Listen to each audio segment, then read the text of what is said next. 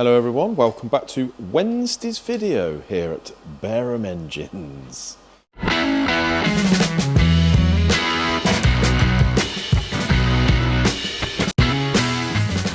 So mate, you've got the head on and torqued up on the Zetec. I do, yeah. Thought I'd get it on, get it all torqued down. Looking a lot more like an engine now. It is, yeah. So all we're waiting for on this is the big end bolts, the ARPs. Yes. That's the only parts we're waiting for. You've just checked and stripped the Oil pump. Yeah. Good condition? Yeah, it all looks fine inside. Put it on over here. Ideal. Looks lovely. Lovely job, mate. They look all right. It's pretty much new, that thing, though, isn't it? Yeah. So luckily, the damage that was done by the little washer or whatever it was, nothing gone around the oil as such. So pump's perfect. Obviously, we've got to have the pump on before we time it up. Head's been gone through, done all the clearances. We've got the lovely Turbo Sport vernier pulleys here. These are very reasonable, supplied by Newman Cams, these ones, but we buy stuff off Turbo Sport. Very good and very helpful. The only thing is, these Zetecs, as we all know, or some may know, not a great idea. No. But the pulleys come keyless. They do. So the theory is, you put a bar in the back, you put your timing tools in, you put all the belt loose, pull the tensioner, and then do these up to a specific torque setting, and that's I think it's like a face-to-face, hold the pulleys so they don't turn. Don't like the idea of that, mate. No. Especially when it's a bit tuned. You are relying on a bolt quite a lot there to sort of keep it clamped. You are indeed. So I've asked Newman to supply me some dowels and put the holes in the end of the cams for the dowels. But unfortunately, the pulleys didn't come with the hole. No. So you can see this one here. Look, there is the dowel. Oh yeah. In line with the timing mark. So I've put that hole in myself, mate, and I'm doing that on the milling machine now. Yep. Just about to do the other one, so if we whip over there, I'll show you exactly how to do it. I'll tell you about them brakes in a minute. Oh. Playing up they are.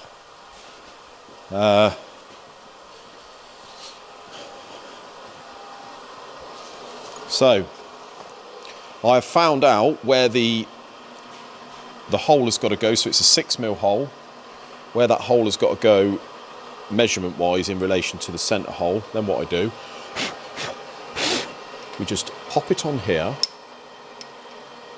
Could do with another hand. Yeah.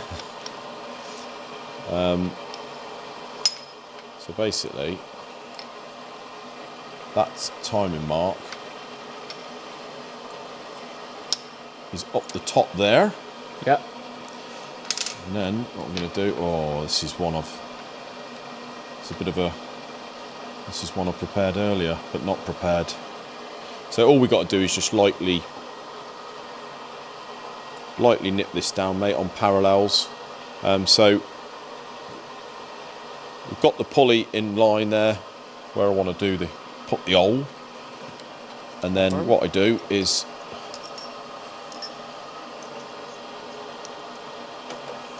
just put this in, and I use that to centre it. Right. Okay. So it's basically, I've got to find the centre of that, and it's 16.4mm in the upwards direction. So what I do is pull that down, look to centre the pulley. Yep. Just nip that up, then do these two up very lightly. We don't need to go. We don't need to go wild, mate, do we? No. I'm sure there's people. Sure, there's people going to be suggesting better ways of doing this. 16.4. So we just come back. 16.4, mate. There we go. And then what I'm going to do is I'm going to put a centre drill down there, just to put a little centre in. Then I'm going to go down with a 5mm drill, 6mm, and that's it. Or normally I would do a 5.5 and a 6mm reamer, but on this occasion, put a 6mm down. It just gives that little tiny bit of extra clearance. Yeah. Just in case I'm not absolutely it's not cock on. so much to align it as it is to make sure it don't don't turn. If anything does turn, or the bolt, then it's not going to go any further than that. Yeah. But it's going to be pretty cock on.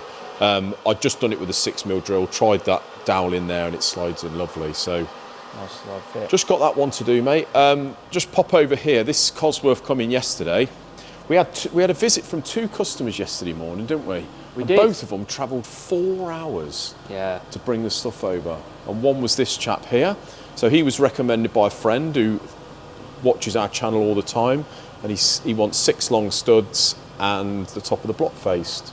So he very kindly recommended to his friend that he come over to see us, and that's exactly what he did. So I always feel a bit bad that they've had to travel 8 hours to bring it, but I know. one of them, innit? So I've just given it a 2 thou cut over, mate, because I suspected this block was not very good, and as you can see on the far end, Nicely. it's blowing like a good one, innit? And as you normally with these 200 blocks and the 205s, over time, if they haven't been faced, you can see where it cleans around the bolt holes. Yeah, so it's been pulling them bolt holes upwards almost. It does, yeah. Which is exactly why you long stud them, isn't it? Yeah, that's right, mate. It pulls the cast iron up, and then eventually it pulls it up, so it stresses it that much, it cracks into the waterway. So we're going to long stud those. Just give it one more little lick over, and that will clean it another 2 thou. Then I've made him aware he's got to do a dummy build and take the piston protrusion down to about 12 thou. Yeah.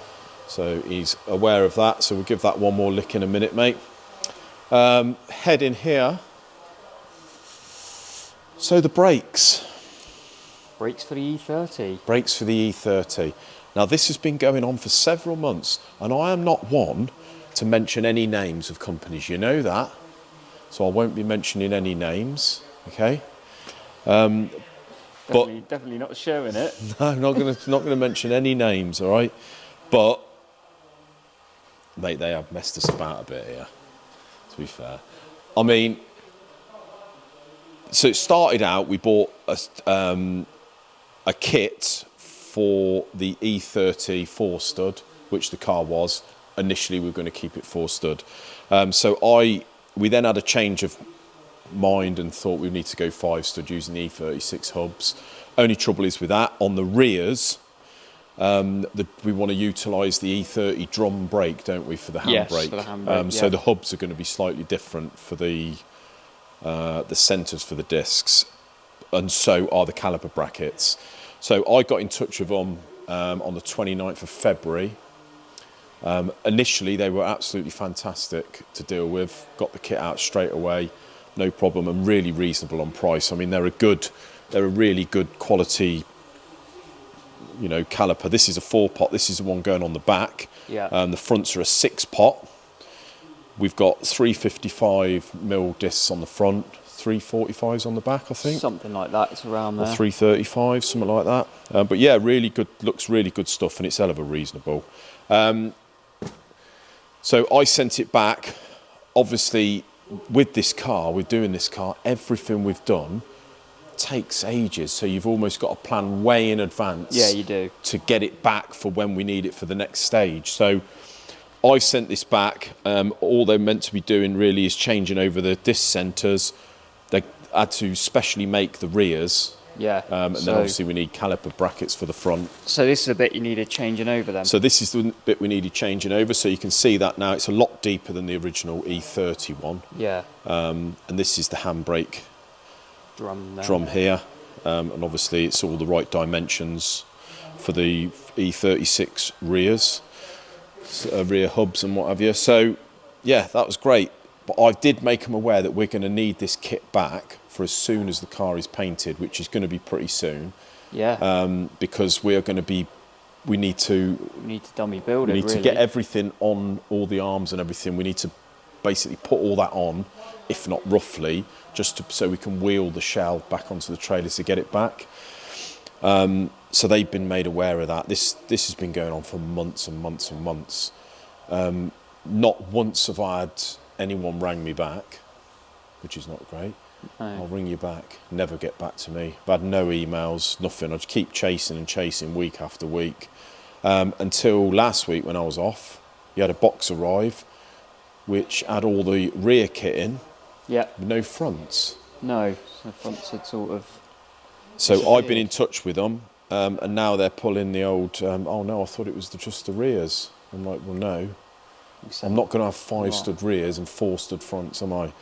So now I've had to go back through all my emails that I've sent, forward them to them so they can see the conversations, etc. And fingers crossed I get the fronts fairly sharpish, mate.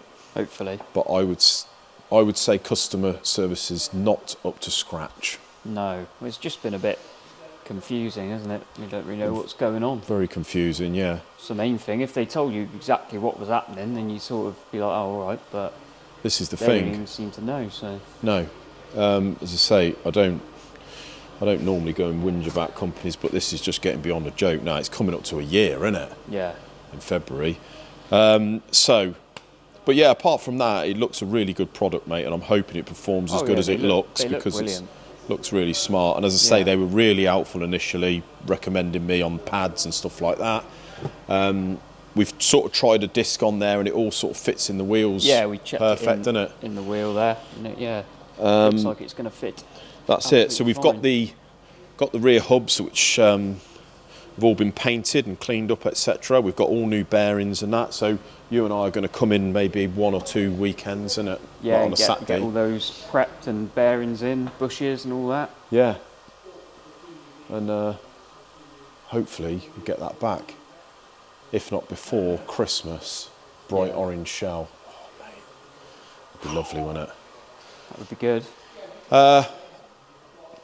Onto the old V6. I've still noticed a couple of people are still commenting, asking what's happening with this one, mate.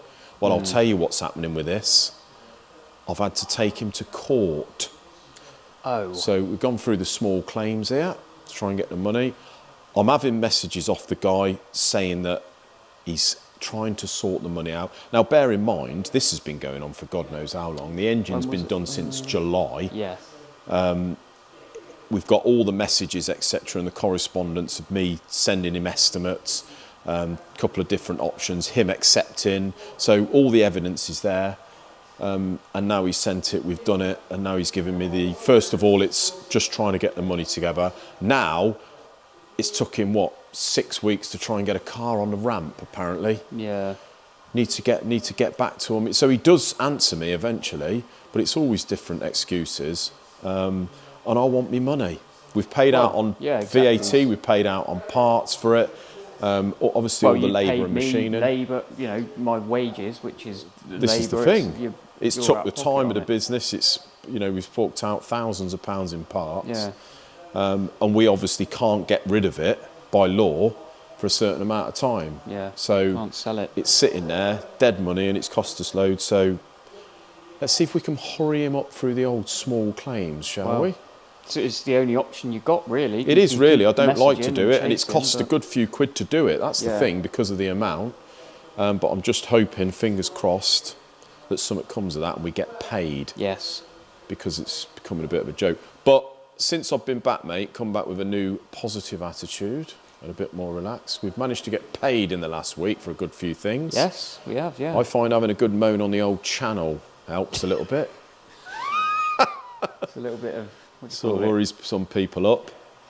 So, yeah, not only is it the money and the that side of it, it's just the room, isn't it? Well, it is. It's still on a stand, and it, to be honest, although it's taken up a stand, it takes up less room being on a stand than if we stuck it on a pallet somewhere. Yeah, that's it, yeah. The Pinto, people are probably wondering what's happening with the Pinto.